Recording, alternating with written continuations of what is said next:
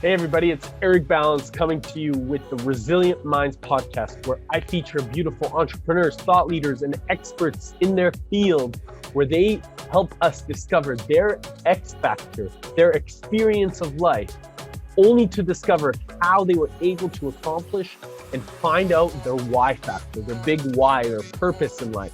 So join me as we get to discover the beauty of our minds and how can we really continue to go after the biggest and most wildest dreams while we continue to pursue and manifest our greatest intelligence that comes from the heart. See you on the show. Welcome everybody to the Resilient Minds podcast. I'm super grateful and excited to introduce you to Kute Blackson. Welcome to the show, my brother. Thanks for having me. So, brother, for anybody that hasn't got to meet you, I'm going to do a little introduction, but where are you calling in from today? Today, I'm in Los Angeles, California. Amazing. So for those of you that don't know who Kute is, Kute's the author of a national best-selling book called You Are the One. I love the title, and I'm excited to read this. It's widely considered, he's widely considered the next generation leader in field of personal development by a lot of great people, actually, that most of you may have heard, ranging from Larry King, Jack Canfield, Marianne Williamson, and he's been featured on Larry King Now, Fox Friends, Dr. Drew, Inc. magazine even calls him the mindfulness guru for billionaires to go to for advice. So by being charismatic, visionary, and transformational, Kute offers really this bold understanding of awareness and spirituality, where I'm really excited for you guys to get to experience. And really, you're born in Ghana. Yes. Amazing. So multicultural upbringing and child of your mom's from Japan. Beautiful. Yes. And so as we get into this, for those of you that aren't aware, he has a very unique lineage and approach that lays down how we can actually break and utilize these barriers that we have all really kind of encompassed, but allows us to unlock our true gift and potential for greatness. So you've been spending a lot of these times over the last 20 years and inspiring audiences from all over the world. So I'm really excited to hear your mission, which is really simple: to awaken and inspire people across the planet to access this inner freedom, live authentically, and fulfill their true life's purpose. Brother, welcome to the show. I'm excited. I'm looking forward. I want to get to know all about you. It's good to have you, my friend. Thank you for having me. So, my friend, the biggest thing that I always ask everybody is, how do we go through our experiences to fulfill and cultivate our big why? And so I know you've been doing this, for a very long time, and you've been uniquely identifying and understanding yourself. I'm more curious about what started it and why. Why was this so important to you? What was that maybe one transformational moment that allowed you to say, I got to go all in? Do you mind sharing? Taking us there? Yeah, sure. I don't know if there's one transformational moment. I think life is a progression, and life is a process, and life is an evolution. And even that one moment that we have, that's an explosive one moment, like boom, is the accumulation or the fulfillment of several moments that have led up to that moment. And so behind that one moment are many, many, many, many, many, many moments over time. And so for me, I had a bit of a unique childhood that I think set the foundation for my life, but I did not realize, I thought my childhood was quite normal, actually. I thought it was like everybody else's, in that I was always a very empathetic kid, and I always had a deep feeling and a deep desire to help people in some way.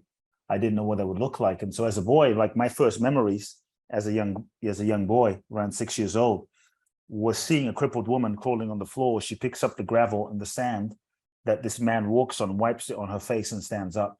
And so week after week, I grew up seeing blind people see and deaf people hear and people stand up out of wheelchairs. And so you could call this miracles, the miraculous, right in front of me. And so the same man who Sanchi picked up would look at a woman in a wheelchair and say, hey, why are you in this wheelchair? Stand up, you're not sick. And he would put his hands on them and they would stand up and people would be elated. And somebody would come in with crutches and he would say, hey, why do you have these crutches? Throw them away. And he would touch them and they would be healed. And so this man was my father and he was considered a miracle man of Africa. People often say, I mean, was that stuff real? Did it really happen? Maybe it was a scam. Maybe you were hallucinating. And I mean, this is just the stuff I saw as a kid from, 5, 6 to 18 and just seeing day in, day out. And I honestly didn't think anything unusual about it. It was just what I knew, So I was blessed in that sense to grow up with a sense of possibility, with a sense that anything is possible. There's no limitations to life and the universe. And so how it started for me was at age 8, my speaking career began because my father built 300 churches in Ghana, West Africa, had a huge church in London, 5,000 people every Sunday. He was a very spiritual man, went to India in the 70s and had an enlightenment experience, so to speak. And so by the time I was born, he was very mystical. And he threw me in the audience and he said, my son is going to speak today. And that began my speaking at age 8. And at age 8, I don't know what happened. Maybe that was a moment, but I don't know what happened, but words just began coming out of my mouth that I cannot explain. And people were inspired and people were touched. And that also made me very curious to try to understand what was happening to me and what is going on. And what is this, like one day I'm playing soccer, next day words are coming out of my mouth. And so I began asking questions. And so from 8 to 14, I would sneak into my father's office where he had thousands of spiritual self-help books, everyone from the Eastern mystics to the Western, sort of Louise Hay, Wayne Dyer, Deepak Chopra. And I began reading, just trying to understand life and the purpose of life and who am I and why am I here and what is happening to me. And so when I was 14, I was ordained as a minister.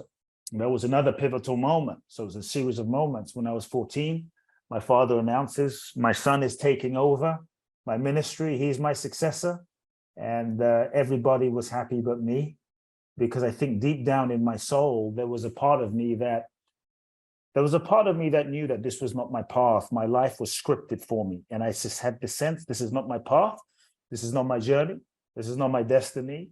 And I was too afraid to speak my truth. My fear was, if I speak my truth, if I express how I really feel, that I'm going to be outcast, I'm going to be alone, I'm going to be abandoned, that I'm going to lose my father's love. And I think, like many of us, I allowed fear to hijack my voice. And I said nothing. And so I got ordained. And for 4 years, I went through this inner questioning. And I tried to fit myself into a box of who I thought I needed to be in order to be loved and validated. And when I was 18, things came to a head. Things came to a decision point. When I looked into my future, I chose not to go to university, another moment. And so I looked into my future and I saw that I could take over my father's churches. I could be his successor. But if I don't have myself, if I don't have my integrity, if I don't have my authenticity, what kind of success is that?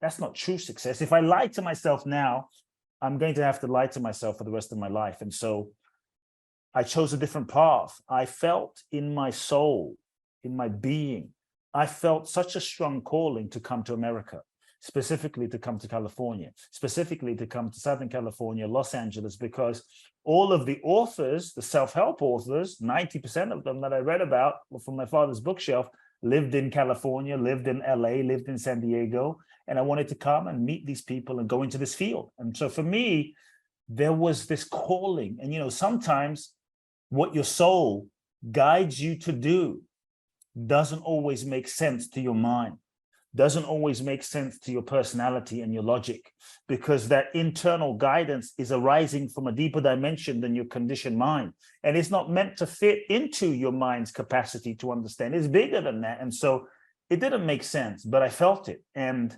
what your soul guides you to do is not always comfortable and doesn't always make sense. But I really believe that if you follow your soul, you will always be guided in the right direction, in the right way, even though the path that you take may not make sense in the moment.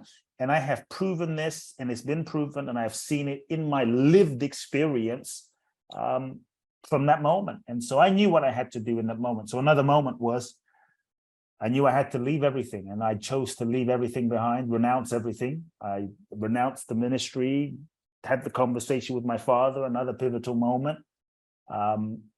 It was difficult and challenging and heartbreaking because I loved my father, even though we weren't that close, and I knew I'd be breaking his heart. And so that was like an initiation into manhood.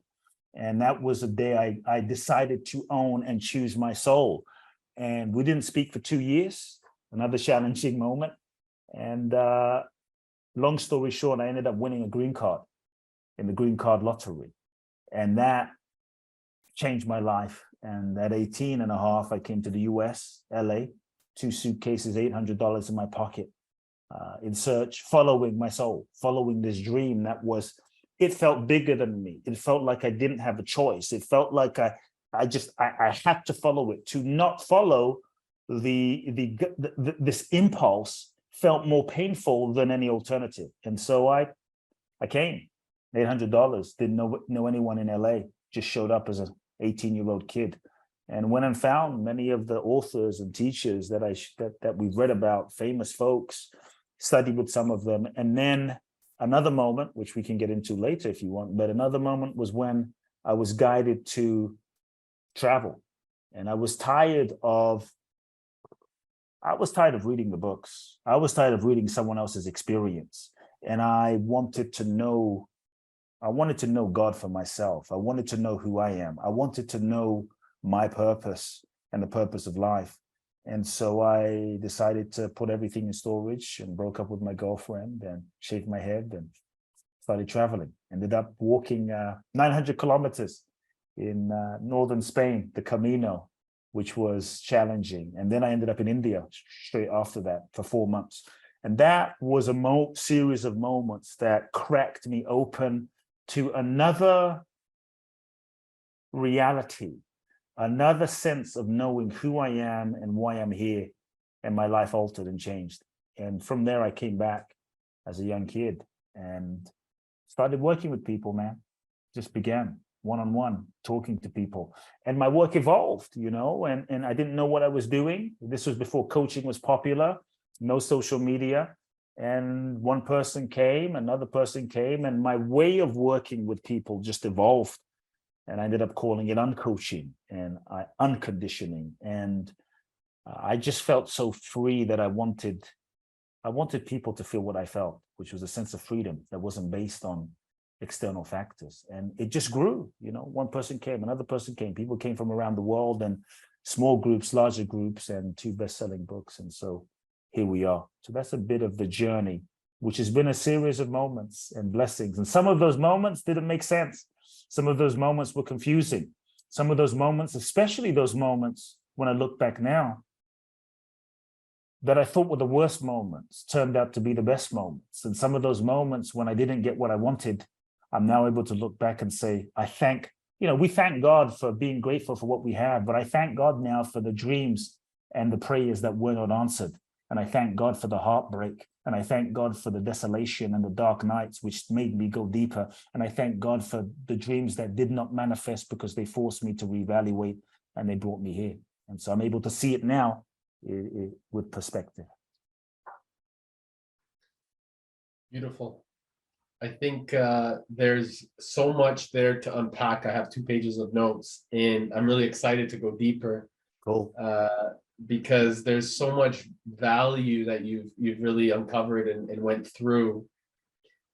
But I want to take us really to that moment where you just said the guidance and looking back, because there's wisdom in that. And there's wisdom in being able to recognize all of those connections and all those details. And so I'm curious, from today's perspective, and you look back at all of that and understand all the teachings from our teacher, our creator, the name is not important.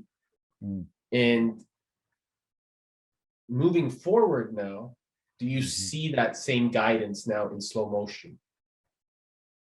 Yeah, I feel the hand of grace, the hand of God, this innate intelligence that is life, more than ever guiding my life. It's always been guiding, but now I see it more and more. In a strange way, the deeper the more I let go, the more I surrender, the less choice I feel I have, the freer I feel. Before, the more in ego I was, the more choice I thought I had, the more limited I actually was. And so I have just endeavored to do my best to follow the flow of life, to follow, like, if you become still, you'll feel life has a flow. You will feel that there is a kind of rhythm, like the stream of your life is moving in a direction, and you'll kind of feel it and sense it. And I have endeavored to follow that energy of the divine intelligence. And what I have had to learn to do through trial and error is stop questioning the guidance. Because many times I think we all feel the guidance through here. You know, it could be as simple as you meet someone and it's a relationship potential, and something says something, don't go there. Something's on that first date, something's off. But everything, they do yoga and they meditate and they're spiritual. Something's off, something, and it doesn't make sense to your mind, and you can feel it. And you know, I remember 20 years ago, I met this beautiful woman, and I met her in a parking lot, and everything inside of me just subtly said, "Don't go there, stay away." Next thing you know, a month later, I'm in a relationship. It's like I knew I shouldn't have gone there. I didn't listen to the guidance, you know.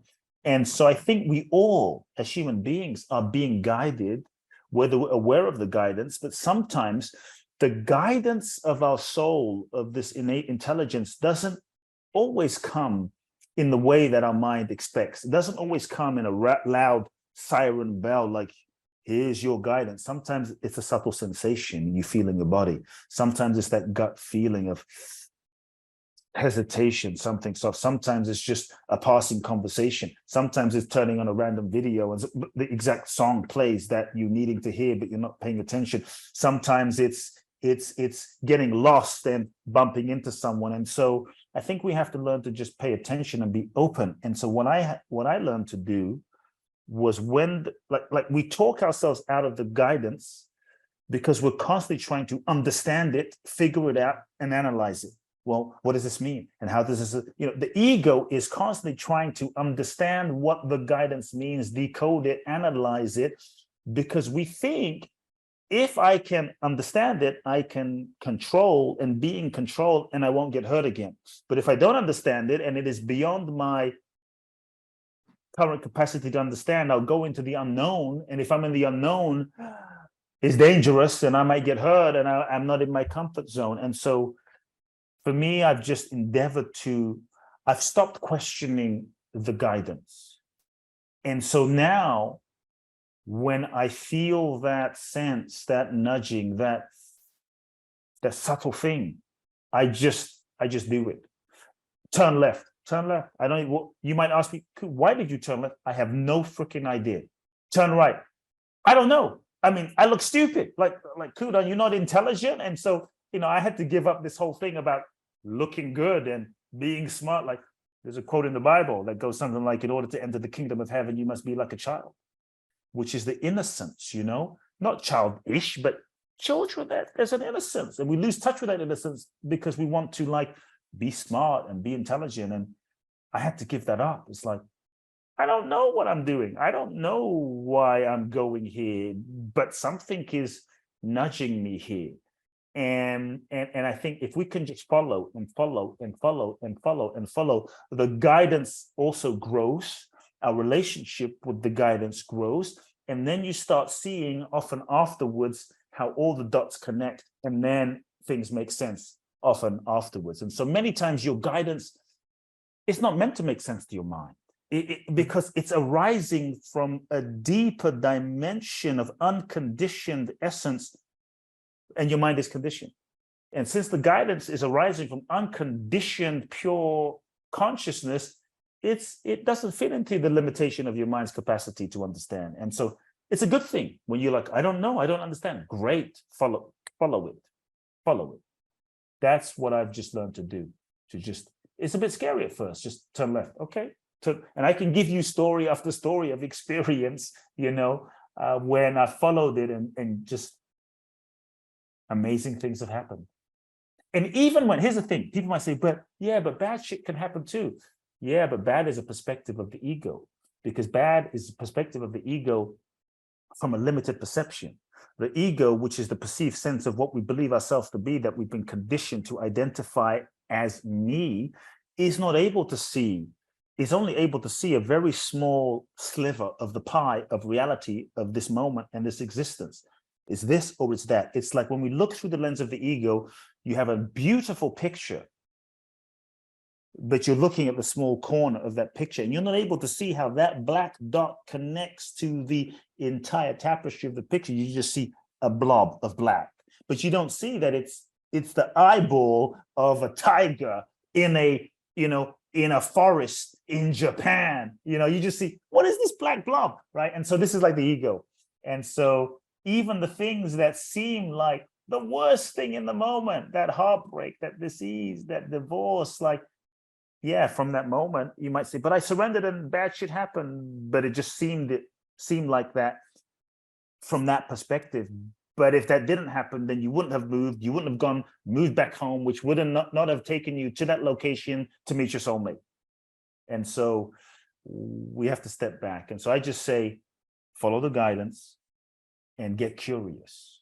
Curiosity is the key component to living in flow.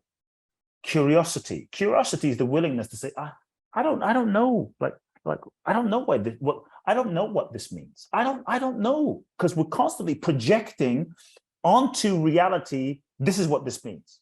The mind is our meaning making mechanism. This is what this is. This is what this isn't. This is what this relationship is. This is what this isn't. Rather than saying, you know what? I don't know why that happened. I don't know, but I'm willing to be open and available, and I'm curious to allowing life to show me. Like, let life show me. And I think that's the availability, and that's when magic can happen, Magic, exactly. And there's this beautiful, when you listen to the universe, it's art. But when the universe starts to listen to you, it becomes magic. Yeah. And this is something that allows this congruent behavior that comes from inside of us to show up outside of us. For such a long period of time, right? Like for myself, it was this philosophy of needing to see or recognize it from the outside.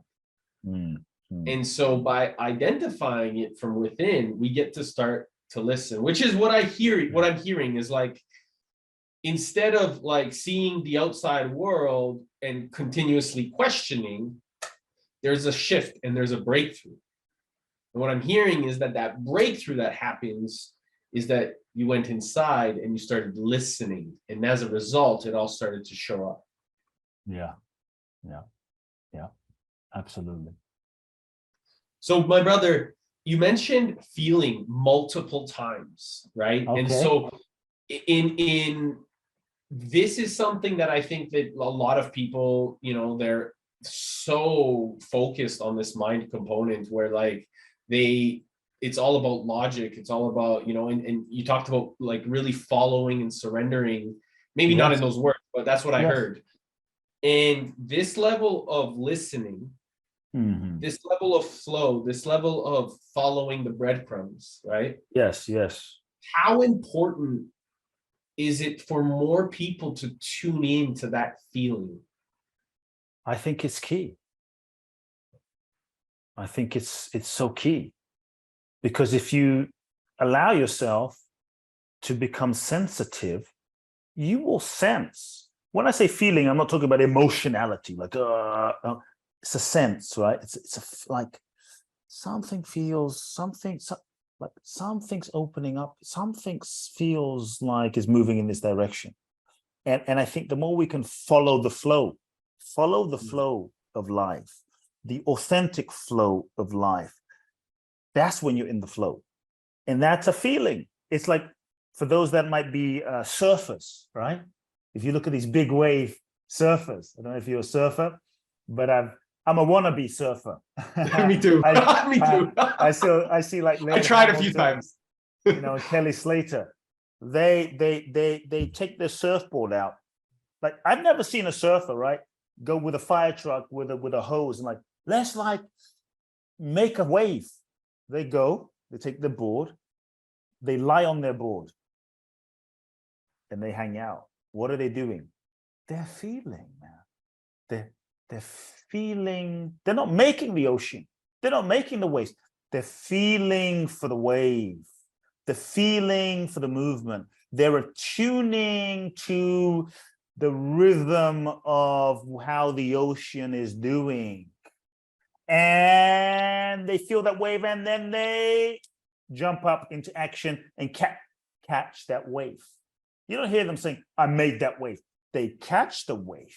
So they're feeling for it, and then they move into action. Whereas as human beings, many of us, we're disconnected from that sense and that feeling, as you said, in our logic, in our mind, in our analysis, which is also a self-protective mechanism, because we think if I can understand everything, then I can be protected and I won't get hurt again. Now we've disconnected from a whole dimension of feeling.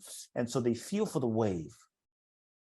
Then they go into action. But many of us, it's like we're riding a board in an ocean where there's no wave, and we're like going crazy. There's no wave, there's nothing to surf. And so that feeling sense, I think, is such an important component. But I think many times, in many ways, we have disconnected from that feeling capacity. You know, as children, we were in touch with our feeling nature.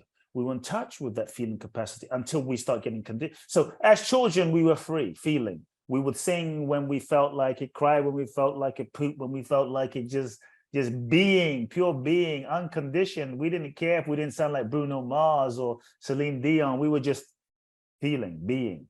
We would fall down, we cry, then we're over it. If you see a little baby, they'll be like, ah, and then they're done. Well, finished. They felt fully and they're complete. And so what happens when we start losing touch with that feeling capacity is, with these free beings, we incarnate as souls into this human experience. We meet our parents. Our parents are just doing the best that they know how to do based on their upbringing and their childhood and their conditioning. Maybe dad is crazy. Maybe mom is an alcoholic. Maybe dad abandoned. Maybe there's divorce, pain, trauma, hurt, mental, emotional, sexual abuse. Maybe there's some dysfunction. Maybe they were great people, but they just didn't know how to meet your emotional needs. And so because it was painful around, and we felt a bit out of control, like, oh, mom is throwing shit and dad is fighting, and I feel so helpless, and I feel so out of control, like my needs aren't being met. So we learn unconsciously to shut down, disconnect, and not feel. Suppress the feeling capacity because it's too painful to be that sensitive. And so over time, layers and layers and layers and layers and layers and layers and layers and layers and layers and layers of unacknowledged feeling begin to layer up and cover up our true essence, our true nature, our true sensitivity. And now let's say we close our hearts as a strategy, as a defense mechanism to not feel the pain, because it's too painful when my heart is open and I sense. So now let me just close my heart, so this way I don't have to feel the pain and feel the helplessness. And we go through life now disconnected from the body, from our feeling, from the body, from the sensitivity. Now we're like in the mind, in the logic, everything has to make sense. I have to understand everything. And in this way, I don't have to feel what's underneath. And now we go through life disconnected, and we lose the sensitivity, the feeling, which is why also which is why we crave it. Why the hell do we drink? We go to drink what? So we can start feeling something. Why do we go? You go to a concert, you go to a football game. You you see grown men that in their regular lives are just numb, robot, disconnected automatons, like screaming, "Yay, patriots!" Why? They're finally feeling something, some sense of feeling something. We're trying to get in touch with it in some way. And so I think, yes, feeling is important. Because when we open up that dimension, we can drop to the deeper level of sensitivity, to sort of feel, to feel subtler layers. There's our emotions, but to feel subtler layers of life. It's like, something's nudging me here, something like, I give you an example. I live in LA now. I lived in LA for 20 years, but during COVID, everything shut down. The world went kind of bonkers. And this guidance this feeling was like, don't renew your lease and give up your apartment. I never thought I would leave LA. Ever. I love, LA was my place, man. And so I was a bit heartbroken, but I could feel like something's telling me, like something's feeling. And so I had a house in Phoenix, which again, I was guided to purchase this unique little property in Phoenix. Didn't understand why in the moment. So it was COVID, go live in Phoenix for however long, give up your property in LA. I was devastated, but it's just the feeling. And 1 week later, I was in downtown LA, right? I was now in Phoenix. 1 week later, I'm online. This is a George Floyd time. People were literally rioting in LA. A week later, I see my apartment building basically on fire. And they had trashed the lobby of the apartment, and all around the block of downtown where I lived, it was complete mayhem, like war zone. And I'm thinking to myself, I would have been there. I would have been in that madness. I would have been in that, so feeling. So then I'm in Phoenix, not knowing why, full time. And long story short, at the end of 2020, this subtle sense said, just go hang out in Miami for 5 days. Just check it out. And I followed it. Came back, went there. And I love this place. Something said, come to Miami for a month. Follow the feeling. Did it make sense? As soon as I got there for a month, went online, just following a feeling. Went online, let me just look at apartments in Miami. I'm not going to move here, but just following the feeling. Next thing you know, looking at an apartment, that afternoon, I had signed a lease. Boom. Now I'm living in Miami. Feeling, following the feeling. You don't have to understand where you're even going to get to exactly where you need to be. There's an intelligence that knows. Then I'm in Miami. Wondering, what the hell am I in Miami? Okay, I guess I'm going to be, Miami's the new LA for me. I'm going to be in Miami forever. I'm excited about being in Miami, thinking I know. Then I was in Egypt doing an event. I feel this feeling, the subtle sense, not the mind, not logic. Brazil pops in my radar. Go to Brazil. The hell? Bro, go to Brazil. This is crazy. Then follow that feeling. Just follow. Don't question. Long story short, once I'm done with my event, I'm in Brazil, not knowing why. Just sitting in my room, basically working. Long story short, in that 6 days I was in Brazil, I met my wife in the most random, unexpected way. The woman that I married, and now I have a son. And so there is an innate intelligence. You cut your finger, it knows how to heal. You don't have to sit there and control it, logicalize it. Like, there's an innate intelligence that knows exactly how to bring, you keep it clean, it knows how to bring your body back into harmony. You don't have to pray, you don't have to meditate. You could be Pablo Escobar, doesn't matter. It knows what to do. It knows.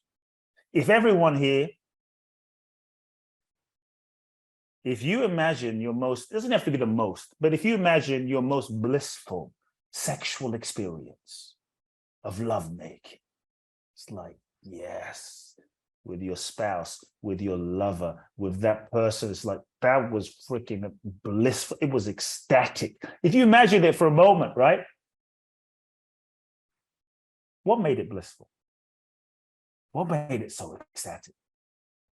Was it because you came to the lovemaking experience, you came to the bedroom with an iPad of a business plan of, okay, honey, we're going to make love for exactly 47 minutes today, and it's going to go down like this. This is going to happen. That's going to happen. So in the second minute, you're going to kiss me on the cheek 14 times. Then you're going to turn around at exactly, 1 centimeter. We're going to do this. We're going to like, is that how it happens? Hell no. Who the hell would want to have sex and make love if that's what it was?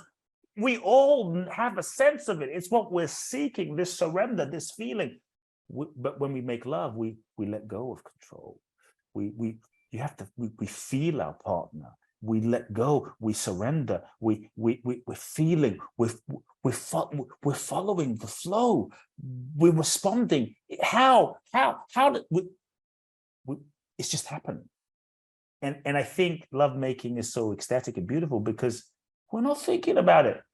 If you think of your worst sexual experience, I'm not saying there's a bad one, but if you think of the worst one, like probably it's like when you were in your mind thinking about shit, what am I going to do now? And what are they thinking about me? And what happens next? And what if I don't perform? And what if they, how do I look?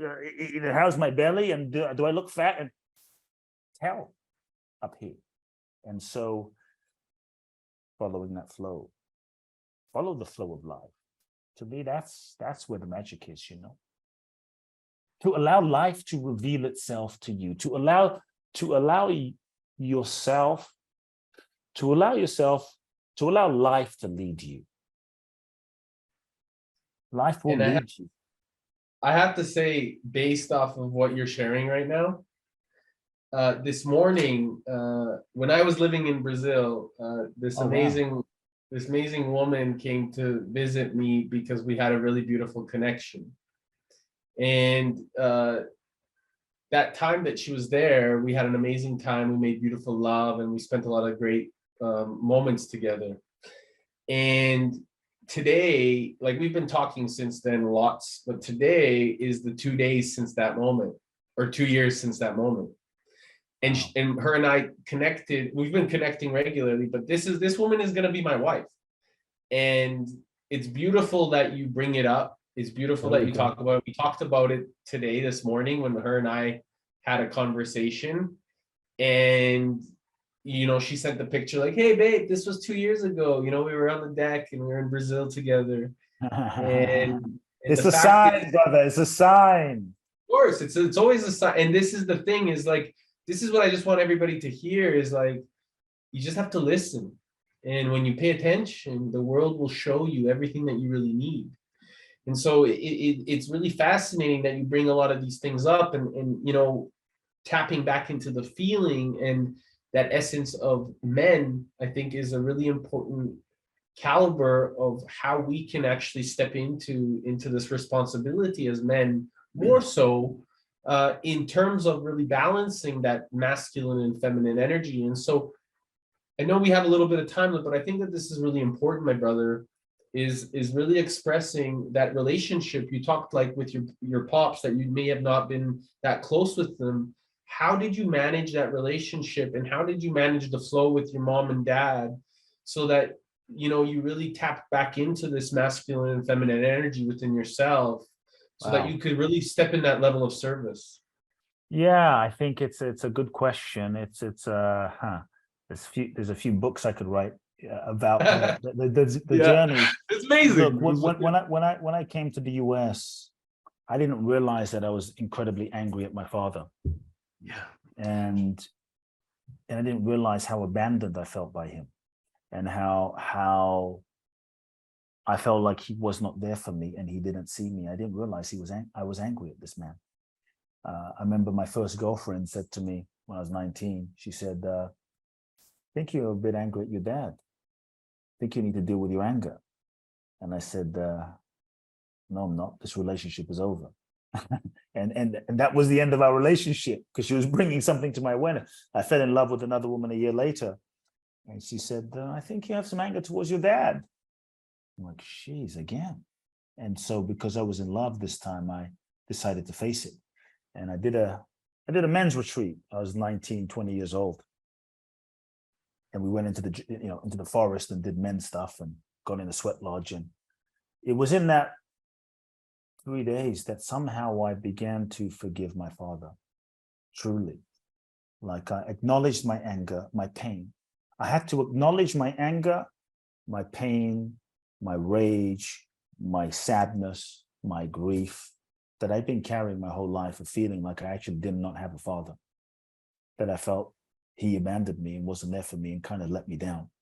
And that I actually felt like a lost little boy. And it was in acknowledging all those feelings that I got in touch with, underneath that, the depth of love that I had for this man, regardless of who he was and what he was. And just like, I freaking loved him. It just was what it was. And so somehow I forgave this man. I forgave his soul. I forgave his his personality. And, for me, forgiveness and closure with someone is not even with them. It's about your relationship with them inside of yourself. And you don't even, and many of us, we wait for the other person to pick up the phone and apologize to us. And, well, if they don't apologize, I just forgave him, within myself. And that freed me. I did not speak to him. We weren't but it freed me up totally. And I saw, truthfully, my dad doesn't owe me anything anymore. He gave me life, and I'm a grown adult now, and he doesn't owe me shit. And if I want to be a man and own my power, I have to take my power back and give up any sense of entitlement and take responsibility for who I am now and who I'm going to be. And that was a beginning of a transformation. And I kid you not, we hadn't spoken in years. And within a week, my father, who's an old school African male, patriarchal guy, called me up and said, son, I think we need to talk. He didn't know what I had gone through. He had no idea that somehow we're all connected. Our souls are speaking all the time. And he said, we need to talk. And I said, I think we do. And that began a process, of healing. And we started slowly healing. And I'm not saying we had the most buddy of relationships, but the charge was gone. There was a peace. There was an acceptance. There began to develop an acceptance of who he is and who he isn't. I stopped demanding things from him that he was not capable of giving me. He just wasn't capable of giving me because he never got it. And that was his conditioning. So he couldn't give it to me. And I realized that I wasn't open to what he was able to give me because I was so intent on him giving me what I wanted him to give me. And now we weren't having a relationship. So when I just kind of surrendered that and let that go, it freed us up to just have a relationship.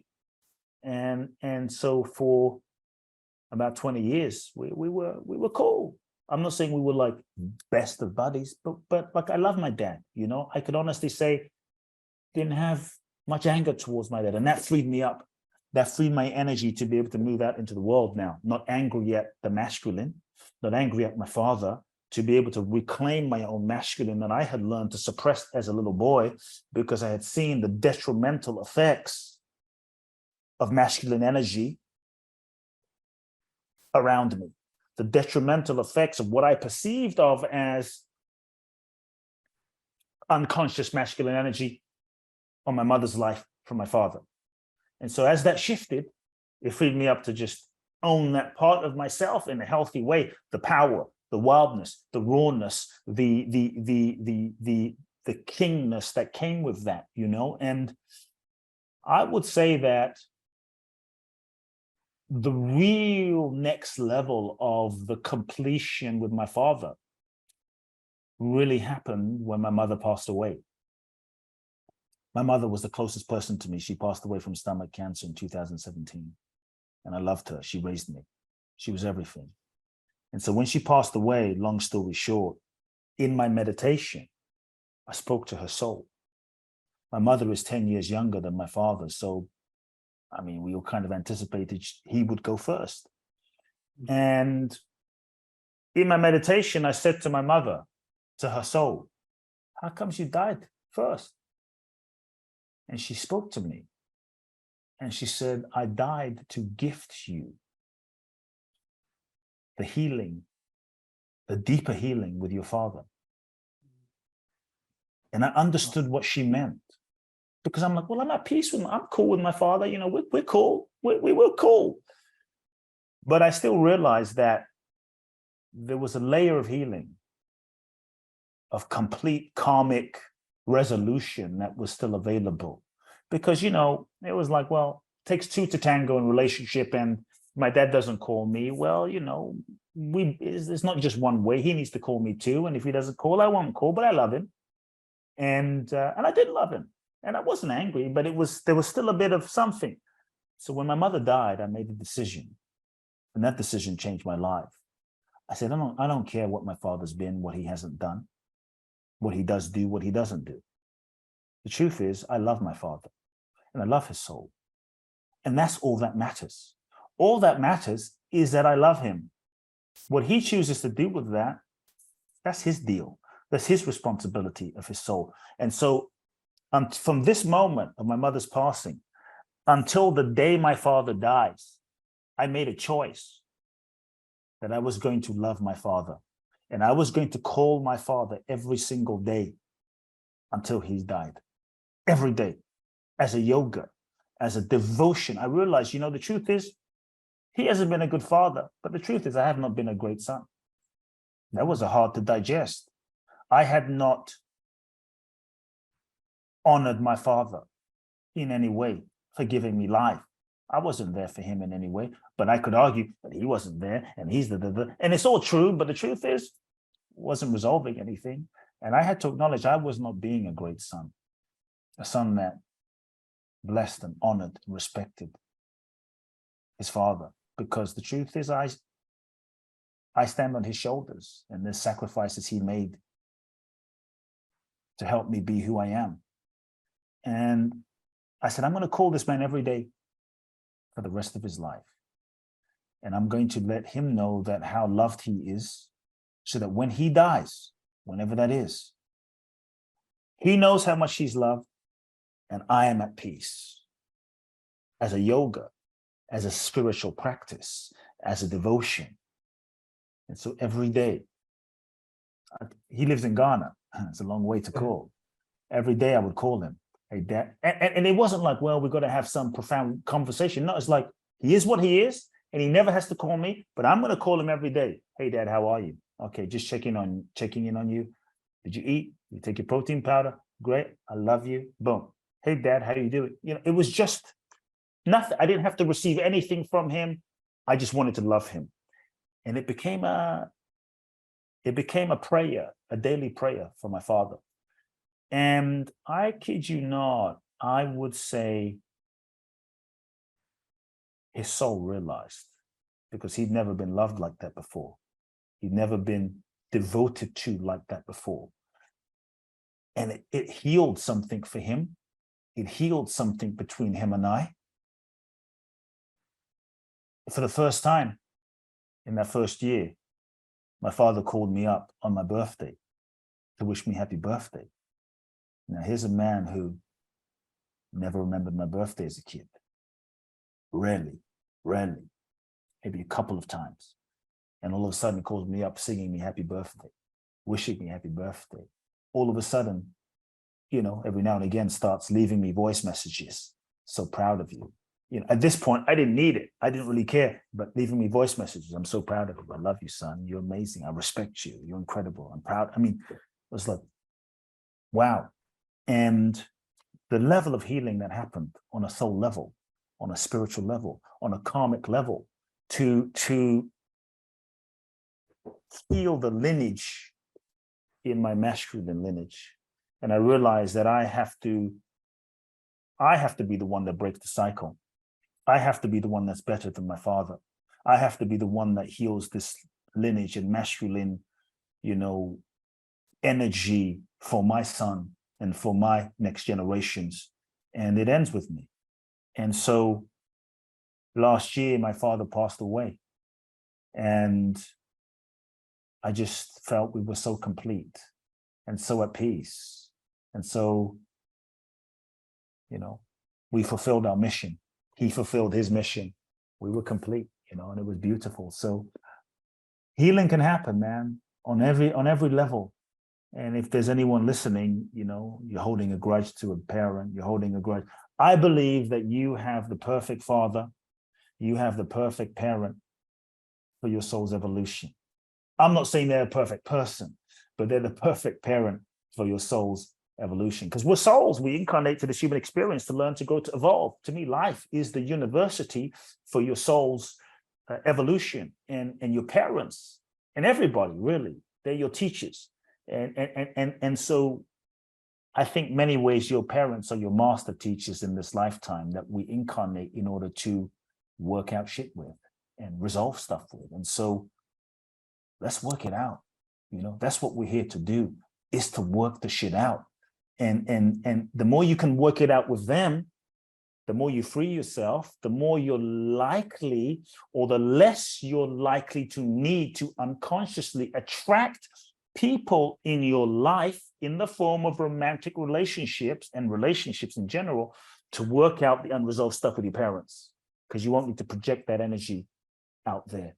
And so I know healing can happen because I saw it with my father. I know that generations and lineage can be healed because I saw it with my father. And so it's worth it. Pick up the phone, make the phone call, write the letter, forgive, release, let go. So beautiful, man. So beautiful what you brought here. And thank you so much for this depth, because there's so much wisdom that's uncovered here in terms of responsibility, recognizing that, we are free and that we can really break the cycles now. And if we take this responsibility, as a collective, man, woman, any soul, that's willing to really step into this, it stops with us and it starts with us. And so it's beautiful to observe that, man, and really having that share really come through you. I know that, we're running short on time here. And so I really want to honor, the time that we have. And if anybody, I know that you spend a lot of time with, CEOs, mindfulness, with billionaires, I want to just really, if anybody what's kind of the capacity that anybody can step into understanding or knowing a little bit more about how you work and where can they find you and things like this? Yeah, look, a couple of ways. Number one, definitely read the books I've written. You Are the One, The Magic of Surrender, on paperback. They're simply written, but I think full of gems. So start there. I would say if someone is serious about transforming, if you feel truly ready for that next level of your life, if you feel you've been put on the planet for a purpose bigger than yourself, and you feel that the time is now, and you're ready to do the work, because it does take work, and if you're ready to do the work, twice a year I do an event. It's a very special event. This is the last year, 2023, I'll be doing this event. But I think if someone is really I'm at that point and I'm ready for the next level, it's a 12-day experiential immersion seminar in Bali. It's called Boundless Bliss, the Bali Breakthrough Experience. I've done this event for 11 years. It's life-changing beyond words. I've been privileged to have billionaires, celebrities, entrepreneurs, mothers, daughters, black, white, green, orange, gay, straight, you name it, Filipino, Asian, Chinese, African, European, every cross-section of humanity come through this process and have their lives changed. And so it's 12 days. It's in Bali. If you're ready. This year, 2023, the final, I've done 21 of these events in 11 years.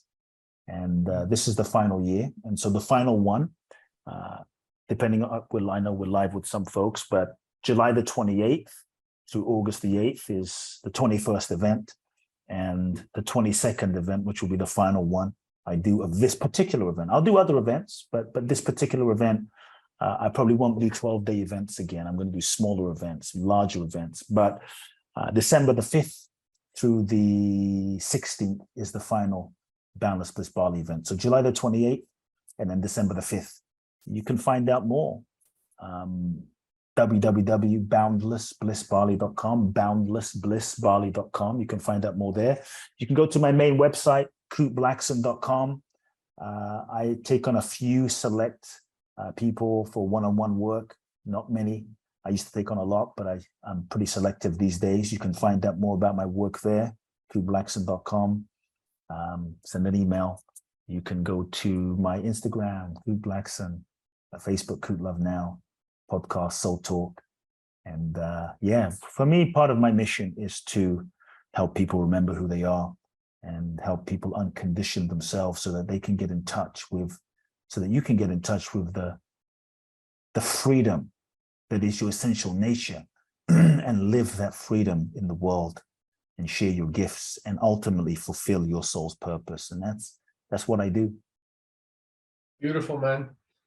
I love it. I think it's so important, and I'll have the links attached in the show notes for anybody that's listening. But like, last question, bro, before we go.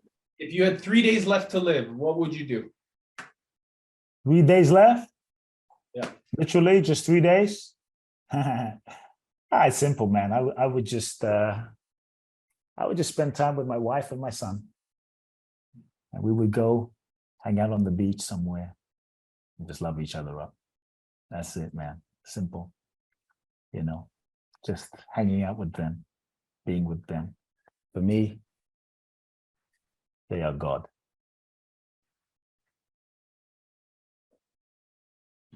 Bless your beautiful heart, my brother. Thank you. Appreciate you. Appreciate you. Talk soon. Hey everyone, and thank you so much for listening to The Resilient Minds. I hope you enjoyed the show.